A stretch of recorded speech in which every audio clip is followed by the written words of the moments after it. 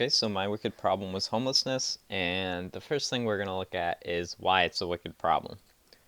So the first thing we're going to talk about is intertwining causes. So homelessness is really a classic example of this. There's so many explanations as to why it occurs and a lot of intertwining causes. Um, so just a couple examples here. After the Civil War, jobless veterans and freed slaves struggled to find housing. Skid Row housing was shut down due to urbanization, leaving many more homeless. The deinstitutionalization of mental health patients and closing of psychiatric institutions put many vulnerable people on the streets. Rising medical costs, gentrification, and so many more reasons contribute to why homelessness is on the rise and why it continues to be a problem. So, homelessness is also a symptom of many problems and further contributes to more problems.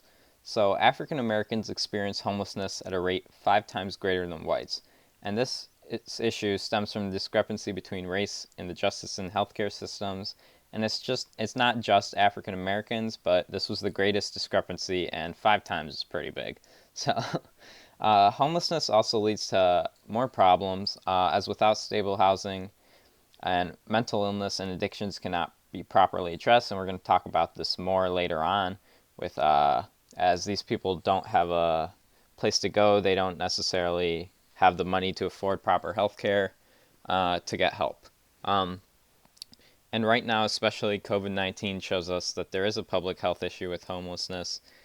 These people are out and about, and they don't necessarily have anywhere to turn to.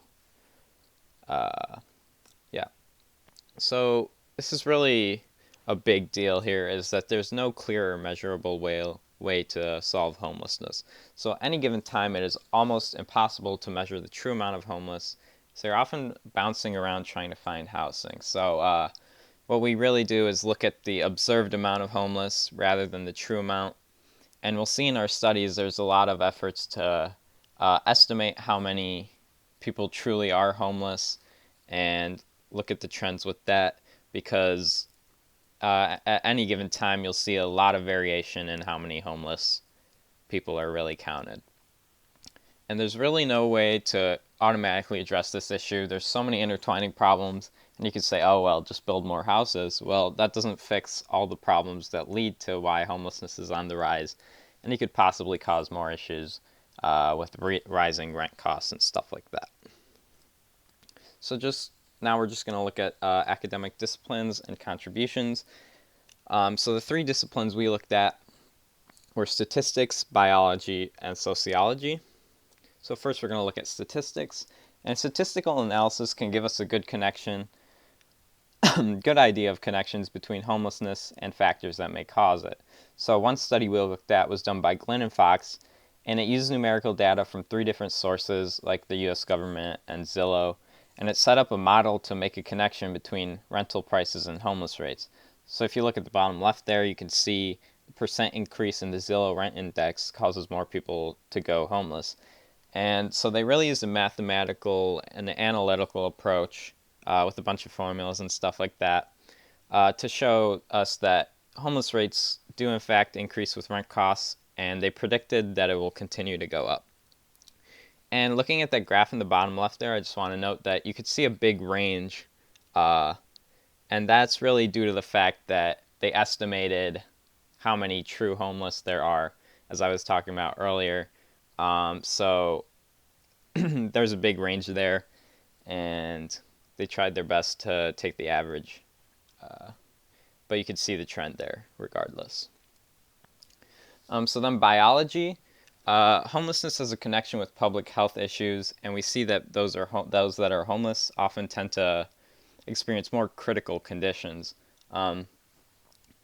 So one experiment we looked at people with chronic kidney disease, and it saw that these people, they don't have control over their diet, they don't have access to good health care. Excuse me. And it performed a statistical analysis and created a risk model, and it found that people at risk could be identified earlier in the course, and they saw that homeless people are more likely to progress to the end stage. And so really this is just a problem with homelessness having no access to health care, and they can't control themselves. Um, and then we looked at sociology, and it can be attributed to social factors and influences. So this one study we looked at used case files to evaluate stories and backgrounds from a set number of people. So they just interviewed these people, they got their life story, and really broke down these stories into 5 main pathways to lead to homelessness. And these were financial crises, family breakdown, substance abuse, mental health issues, and becoming homeless from a youth to adult. And so they really connected the lifestyles to the causes of homelessness. So how are these disciplines intertwined? Well, we can make some connections here. So the statistical study we saw that a 10% increase in the ZRI in LA caused an expectation of about 3,500 people to become homeless. And the sociology study saw that 19% of the individuals they observed were homeless due to a housing crisis. So knowing that increasing rent prices can cause homelessness, we have to find a way to provide more affordable housing. And if you're asking where biology comes into hand, well, knowing something that like end-stage renal disease can affect homeless people at a greater risk, um, we have to provide reliable shelters for them so they can have proper housing and proper nutrition so they don't advance their conditions. And just some other examples we could talk about would be substance abuse, mental health issues. So these people, they don't have access to the care. You could see, like, on the statistical side, just how many people there are. And if we look at the sociological side, you could see the causing factors and stuff like that. In biology, of course, we could look at the effects on their body. So in the media, the public is generally very aware of the fact there are homeless, and if you look in the top right, I believe this picture was taken in April or something, you can see the tents out there. So this is during the pandemic, and you can see why it could be an issue. So one thing I just want to say about in the media is that the data is very broad and generalized, and this is partially due to the fact that we can't really measure the true amount of homeless. As you saw in our studies, they kind of estimated. Um, but this isn't really as much of a misrepresentation as much as a lack of specifics and just them not knowing everything in detail.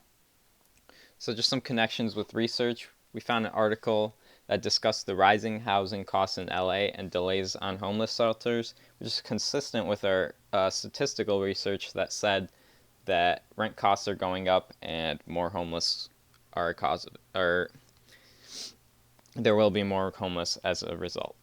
And we also read several articles that discuss the effects of COVID-19 and the public health issues. So this discusses stuff related to our biology research and how these people don't have proper health care, and also the fact that they're all out and about. They can't follow proper guidelines and they don't have anywhere to go, really. So just to end off on a positive note, we need to promote a better understanding of homelessness as an issue. Excuse me. So one thing we could do is use emotionally appealing advertising. So we see those animal shelter commercials on TV, and those influence people to go out, donate, make a change. So that's something we could do. But really, I think the bigger issue is promoting a better view of the homeless. So we need to remove the negative connotation. So a lot of people see homeless people as like a pest of some sort, that they shouldn't be there. I mean, we have to understand it's not necessarily their fault. So if we look at the sociology study we looked at, that people were born into they were raised this way from youth. There's other issues such as mental health and stuff like that, and we have to realize it's not necessarily their fault that they're homeless, and we need to help them get help. So we also need to bring attention to issues that further contribute to homelessness. So all those intertwining causes. One thing is maybe addressing why rent costs are increasing, or getting people better and more affordable help with substance abuse and mental health issues, because these people don't have access or the money to go get the help that they need. And yeah, that was my presentation on homeless. I hope you enjoyed, and have a great break.